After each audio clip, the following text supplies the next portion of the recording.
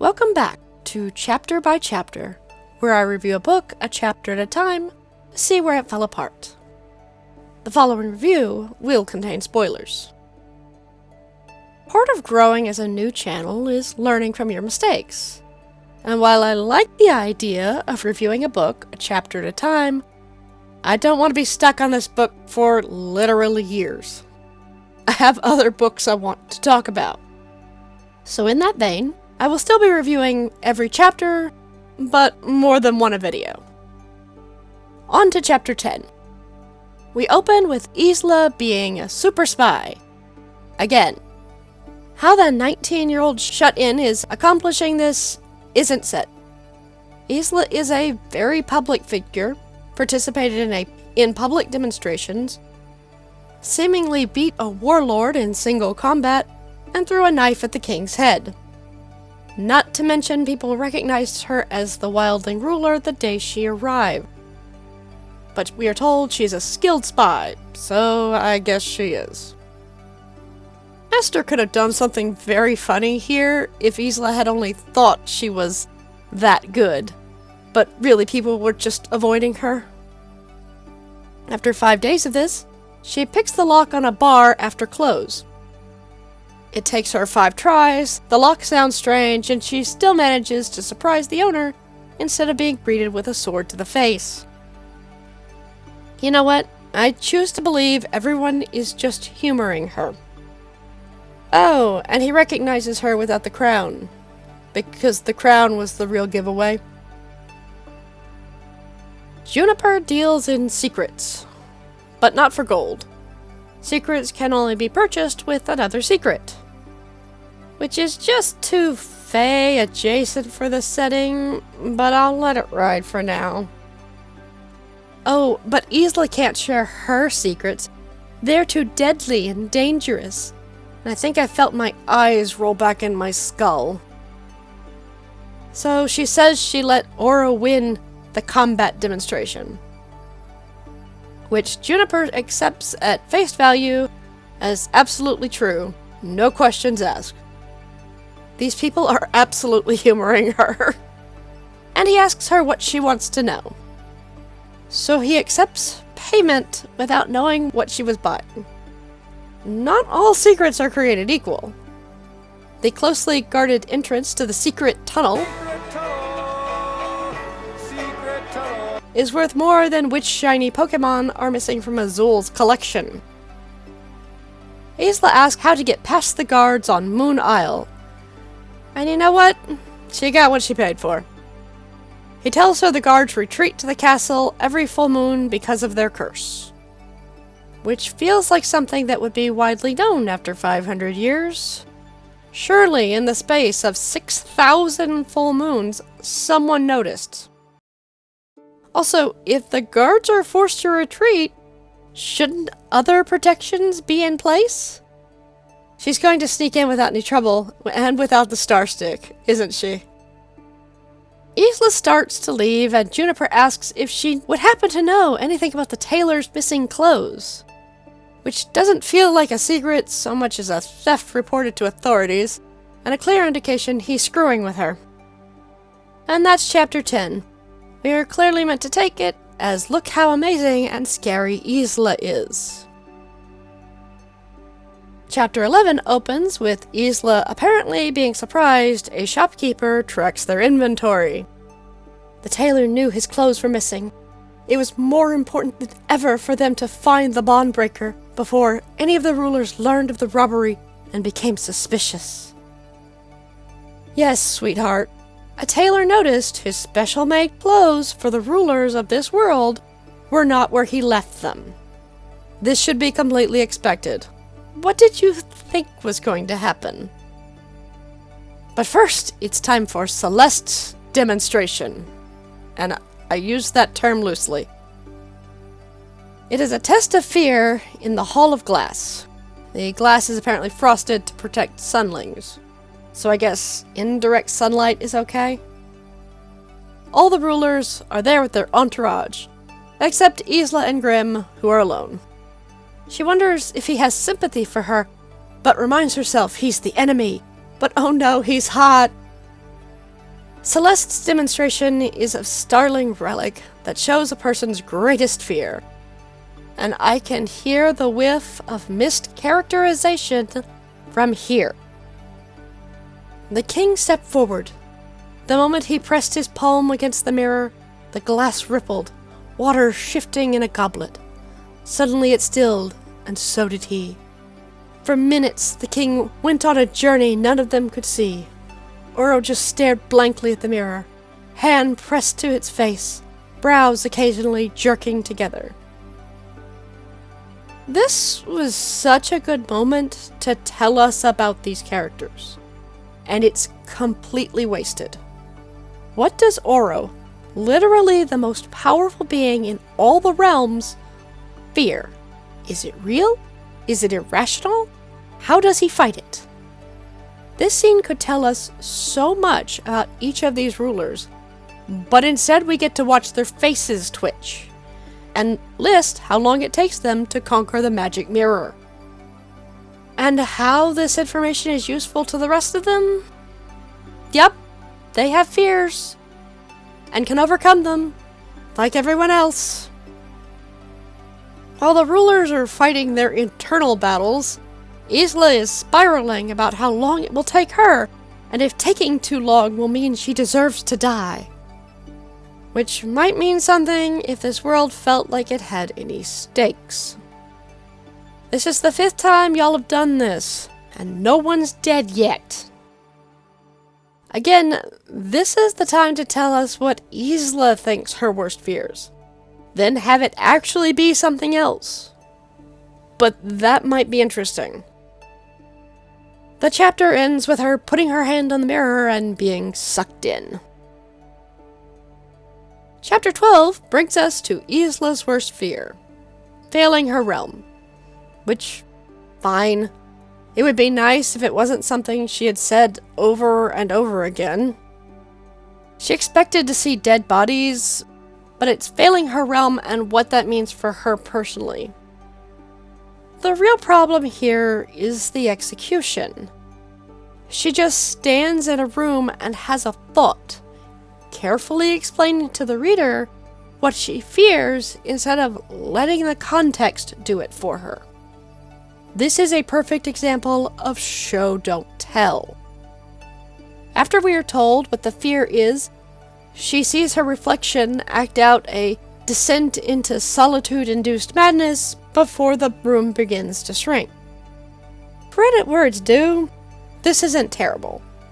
The symbolism is there, and the reflection losing her mind and withering away, to the crushing space, to the single panel crushing her to the floor and breaking herself free with a sword. It's a little on the nose, especially since it was already explained, but it's not horrible. She returns to reality, but no one claps. Not that they clap for anybody else. She took the longest at 6 minutes, which, honestly, isn't bad. Everyone else is centuries older than her, and it's reasonable they have a better grasp on their fears, whatever those are. But all of this was actually part of the plan, because all the rulers have left their fingerprints and trace amounts of magic on the mirror, and the icky human skin gloves can now pick them up. And that is all it takes. Now we can raid the libraries. Chapter 13. We open with Isla explaining again the power of the Bondbreaker and how it will free the two of them from their curses.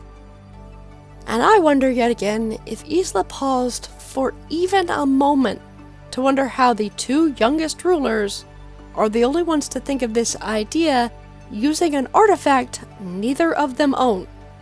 Seriously, if this worked, why has no one else used it in 500 years? They make magic temporary hair dye with potion, which, fine. I handwave a bit of magic in my writing too. Then we are told once again how amazing Isla is at sneaking. Though I have to ask, if Skylings dye their hair blue, how did she impersonate them in the past when the star stick dropped her in random locations? Anyway, to the bridge. we can't use the star stick for reasons that are never addressed. Because once Lightlark had been whole, but these rangers cut it up so they can each have their own island and won't get cooties. Aster truly whiffed on this one. She steps off the bridge into the world of Avatar. No, not that one. Oh, definitely not that one. There it is. With floating chunks of rock and ever-flowing waterfalls, dangling roots perfect for climbing. And we learn the Skyling's curse. They can no longer fly. Which sucks for them, but also a little lackluster next to forced to eat hearts and finite lives in the land of immortals. I bet if someone invented a hang glider, they'd make a killing, though. She finds the library easily and doesn't even have to sneak because Skylings have freedom of movement and no one stops her from accessing books. But of course, as with all book protagonists, Isla loves to read. That's not a dig. There isn't an author in the history of ever that hasn't written a main character who likes to read or learns to like reading. Know your audience. She finds the protected section of the library without trouble, because of course she does. Isla's grin was a primal thing, pure satisfaction. She had uncovered a ruler's secret. She figured it out all alone, a powerless young ruler. Isla, honey, you waltzed into an unguarded library in an unguarded castle and touched a painting of the sky in a sky-themed island at the top of the stairs. This ain't exactly Fort Knox, and this only worked because Celeste got the gloves and ruler essence for you. Mission impossible, this ain't. Not sure it's even mission improbable. We get the laziest description of this secret room, but the Brawn Breaker isn't there, so we don't care, I guess. She pouts on her way home and almost runs into Cleo, only to flee and actually run into Grimm, who uses his Shadow Daddy powers to make them both invisible. If Grimm, who is a warlord from a realm that hates all the other realms and in turn is hated, can freely walk about the castle invisible with the other rulers in residence, it feels like he could do the prophesized killing of a ruler no problem. Nothing's stopping him. Yeah, there are rules, but let's be honest, they seem rather arbitrary and not enforced by anything but tradition and politeness. It's not like he bothered to show up until now anyway. He looked down at her.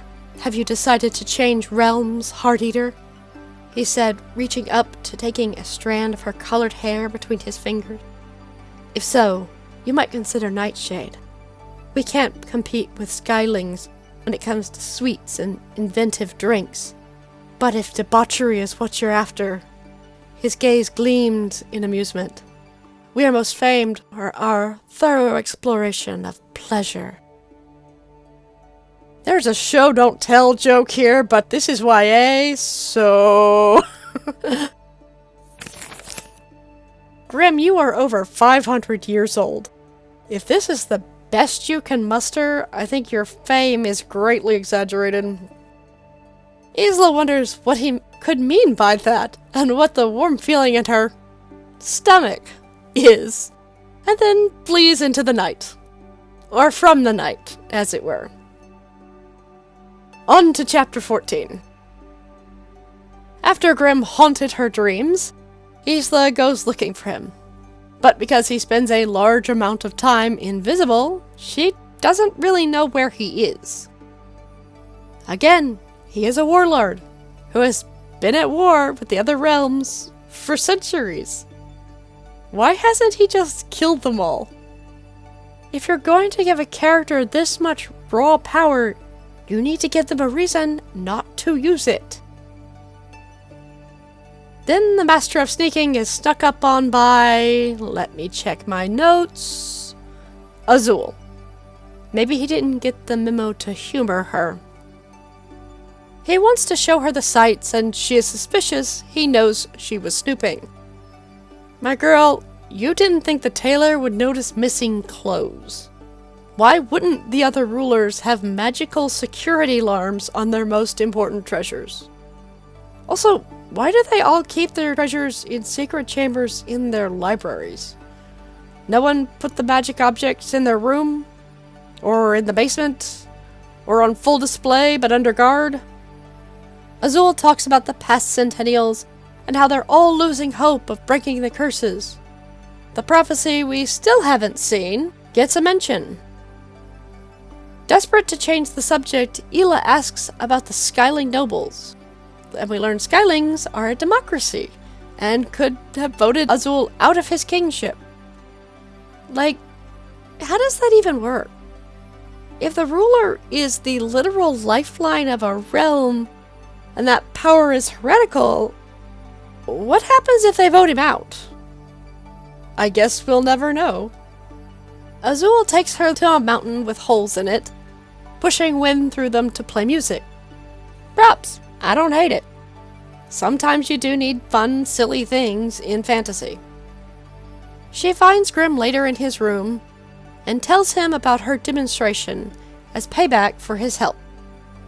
Her demonstration is showing the worth of a realm by showing something of value it created for the future of Lightlark.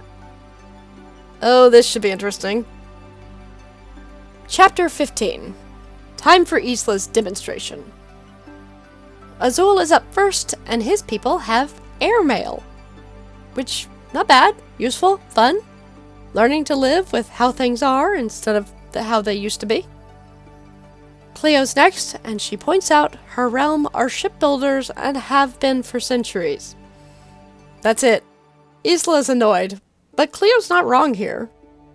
Also, she didn't call Isla out on using knife throwing instead of real power at the dinner demonstration, so Isla can go kick rocks. Interestingly, apparently Oro didn't know about the ships.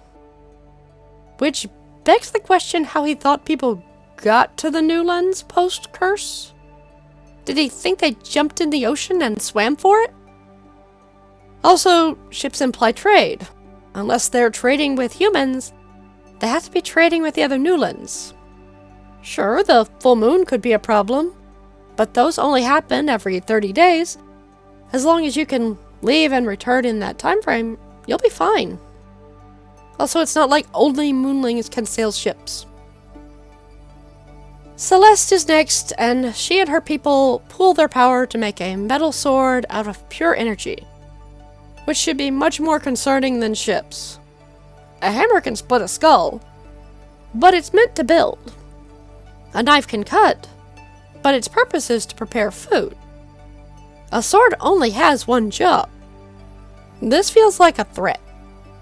Isla nor Aster seem to notice this, because swords are cool. Oro's next, and he casts Fireball. But these are contained in nice little orbs that anyone can carry and will remain burning so long as the original flame is lit.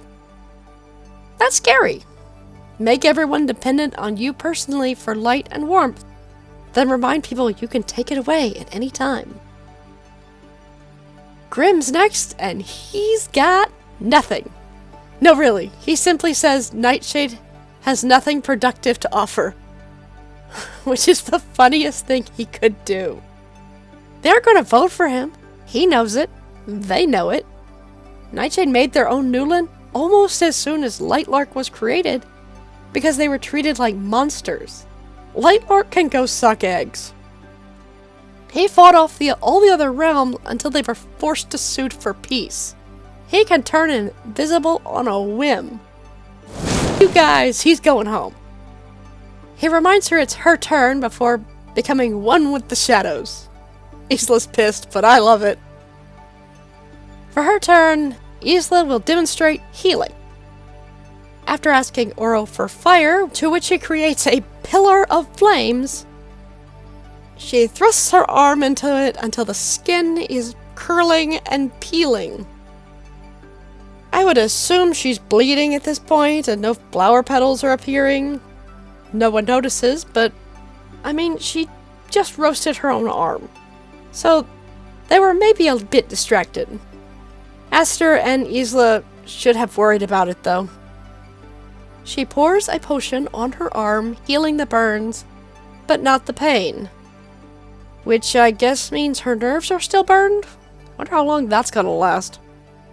The demonstration ends and Azul is declared the winner. Conclusion.